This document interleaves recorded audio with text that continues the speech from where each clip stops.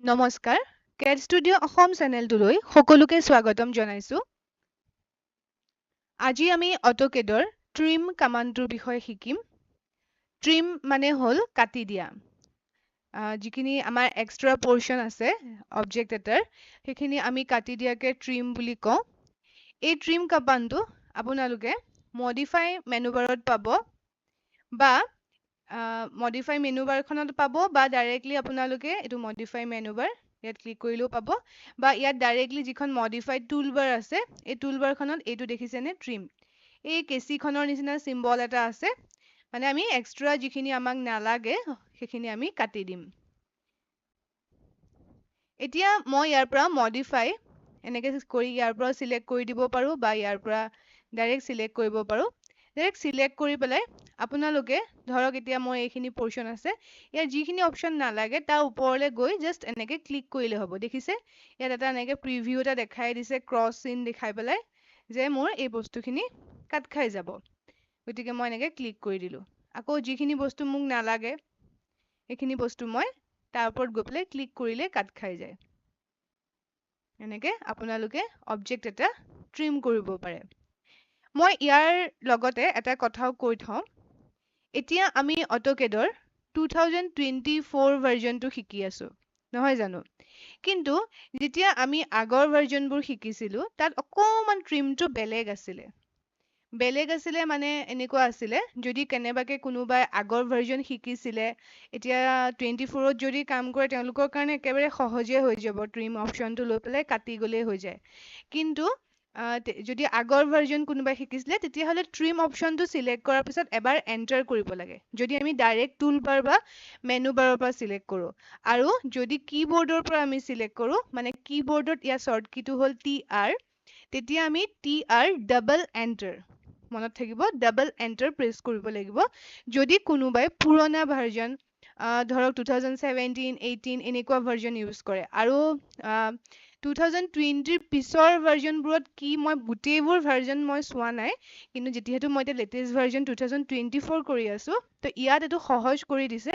যে আপোনালোকে just trim কমাণ্ডটো চিলেক্ট কৰিলে আৰু যিকেইটা অবজেক্টৰ ওপৰত মানে যিকেইটা অবজেক্ট আমাক ট্ৰিম কৰিব লাগে সেই ট্ৰিমটো তাৰ ওপৰলৈ লৈ গ'লে হৈ যায়। এতিয়া চাওক আকৌ এবাৰ দেখুৱাইছোঁ ট্ৰিম লৈ পেলাই আমাক যিখিনি বস্তু নালাগে ধৰক এতিয়া মোৰ এইখিনি নালাগে দেখিছেনে এনেকৈ আমি অবজেক্ট এটা কাটি দিব পাৰোঁ ট্ৰিম কৰিব পাৰোঁ। তো দুটাই মই আৰু এটা দেখাই দিছোঁ এনেকৈ ট্ৰিম ডাইৰেক্ট ল'লোঁ এতিয়া ভাৰ্জনবোৰৰ কাৰণে এণ্টাৰ আৰু যদি পুৰণা ভাৰ্জনবোৰ ইউজ কৰিছে তেনেহ'লে ডাবল এণ্টাৰ কৰিব লাগিব। তাৰপিছত এনেকৈ আপোনালোকে যিখিনি পৰ্চন নালাগে কাটি যাব পাৰে বা এনেকৈ এটা এটাকৈ চিলেক্ট নকৰি আপোনালোকে যিটো উইণ্ড' চিলেকশ্যন মই দেখাইছিলোঁ আগতে মাউচৰ ইউজত এনেকৈ কৰি পেলাইও চিলেক্ট কৰি দিব পাৰে ক্ৰছ উইণ্ড' কৰি পেলাই।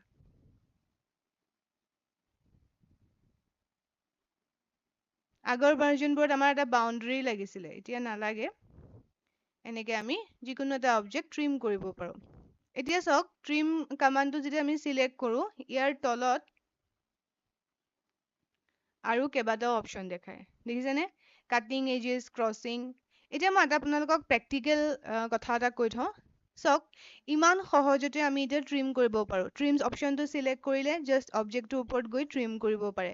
গতিকে আমি ইমানবোৰ কামাণ্ড শিকি কমপ্লিকেটেড কৰি নলওঁ আমি কামাণ্ডটো শিকাটো ডাঙৰ কথা নহয় আপুনি প্ৰতিটো বস্তু এপ্লাই কৰাটো যেতিয়া আপোনালোকে এটা প্ৰেক্টিকেল ড্ৰয়িং কৰিব সেইখিনি বস্তু এপ্লাই কৰাটোহে ডাঙৰ কথা। গতিকে কম শিকক কিন্তু ভালকৈ শিকক যিটো শিকিছে আৰু যিটো ইজি প্ৰচেছ হয় সেইটো শিকক। ঠিক আছে গতিকে মই এই গোটেইকেইটা পৰ্চন দেখুৱাই আপোনালোকক কনফিউজ নকৰোঁ আপোনালোকে জাষ্ট ট্ৰিমহে কৰিব ট্ৰিম অপশ্যনটো ল'ব জাষ্ট যিটো অবজেক্টৰ ওপৰত লাগে সেইটো ট্ৰিম কৰিব। কিন্তু তথাপিতো মই ইয়াত এটা অকণমান কেতিয়াবা দৰকাৰ হ'ব পাৰে কাটিং এজেছ এই বস্তুটো দেখুৱাই দিওঁ বাকীবোৰ বস্তু আপোনালোকে ইমান মানে মূৰ ঘমাই লাভ নাই আচলতে এইটো কমপ্লিকেটেড হৈ যায়। ঠিক আছে তো যিটো একদম ইজি হয় আমি সেইটো কৰিব পাৰো তো এতিয়া মই চাওক এইটো কাটিং এজেছটো দেখাবলৈ গৈ আছো কেনেকে এতিয়া আমি এটা ট্ৰিম লাগে ন আমাক ট্ৰিম লাগে ধৰক এডাল এডাল লাইন আছে আৰু এই দুডাল লাইন এডাল এডাল লাইন আছে ঠিক আছে এই দুডাল লাইনৰ মাজৰ এই লাইন কেইডাল মই ট্ৰিম কৰিব লাগে একদম সিম্পল আপোনালোকে একদম সিম্পল কেও কৰিব পাৰে হা ট্ৰিম অপচনটো ললে লৈ পেলাই আপোনালোকে এনেকে লাইন এডাল এডাল সিলেক্ট কৰিলে এডাল এডাল এডালকে সিলেক্ট কৰিছো চাওক এইটো এডাল সিলেক্ট কৰিছো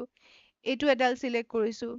এইটো এডাল সিলেক্ট কৰিছো তো এই এনেকে সিলেক্ট কৰি কৰি গৈ আমি এইফালে বাহিৰত এইবোৰো কাটিব পাৰো বুজি পাইছে কিন্তু ধৰক দুটা বাউণ্ডাৰী আছে এতিয়া মই যেনেকে ক'লো এইটো এটা বাউণ্ডাৰী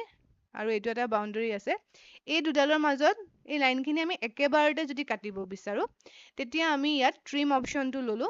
লৈ পেলাই এই তলত আমি কাটিং এজেছটোত আমি এই কাটিং এজেছটোত ক্লিক কৰিম কৰাৰ পিছত এতিয়া আমি ইয়াত যিটো আমাৰ বাউণ্ডাৰী সেই বাউণ্ডাৰী কেইটা সিলেক্ট কৰিম ধৰক এইটো আৰু এইটো এই দুডাল সিলেক্ট কৰিলো দেন এন্টাৰ এন্টাৰ প্ৰেছ কৰিব এন্টাৰ প্ৰেছ কৰাৰ পিছত এতিয়া চাওক মই এই লাইনডাল যেতিয়া সিলেক্ট কৰিলো এই গোটেই লাইনডাল মানে এই দুডালৰ মাজৰ যি দুডাল বাউণ্ডাৰী সিলেক্ট কৰিলো সেই দুডালৰ মাজৰ যিখিনি পোৰ্শন একেবাৰতে কটা গুচি গৈছে এটা এটাকে ট্ৰিম কৰি থাকিব মই লগা নাই আকৌ ইয়াত চাওক এয়া বুজি পাইছে তো কাটিং এজেছটো ললে আমাৰ সেইটো সুবিধা হয় যে বহুত ধৰক ইয়াত এতিয়া মই তিনডাল লাইনহে দেখুৱাইছো আপোনালোকে যদি কিবা ডাঙৰ ড্ৰয়িং এটা কৰে তেতিয়া ধৰক বহুত লাইন আছে তো এডাল এডালকে কাটি থাকিবলৈ অকমান টাইমটো বেছি লাগিব পাৰে তেতিয়া আমি এনেকে এটা বাউণ্ডাৰী আকৌ এবাৰ দেখুৱাই দিছো ট্ৰিম ললে কাটিং এজেছত ক্লিক কৰিলে যি দুটা বাউণ্ডাৰী এতিয়া ধৰক মই ওপৰৰ পৰা দেখুৱাইছো এইটো এটা বাউণ্ডাৰী আৰু এইটো এটা বাউণ্ডাৰী